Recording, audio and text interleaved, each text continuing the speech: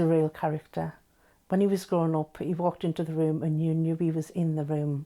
Geoff loved the army. He just passed out. He was just so excited about everything that was happening. He had everything to live for. Private Geoff Gray was only 17 when he was found dead at Deepcut barracks with 2 gunshot wounds to his head.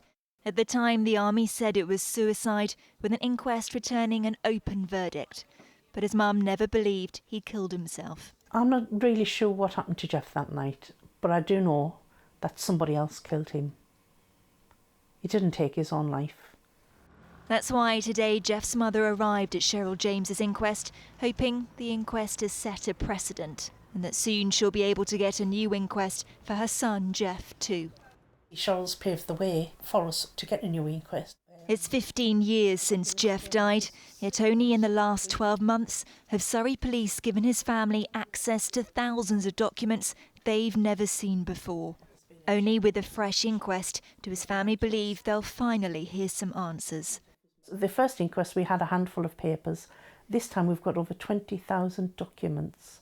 At first I thought it was a cover-up, but now I just think it's incompetence. People have done things that they shouldn't have done and trying to cover it up.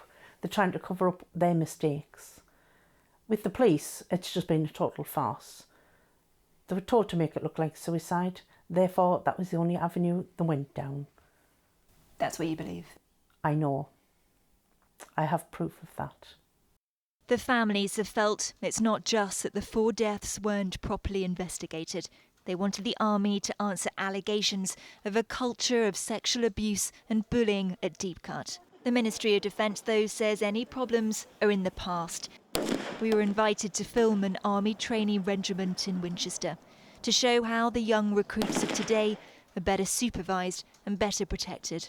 We learned some very difficult lessons 20 years ago because there's no doubt we were getting it wrong in some areas. And the key for me is to make sure that we have learned those lessons and that any trainee that joins the army has a wholly positive experience.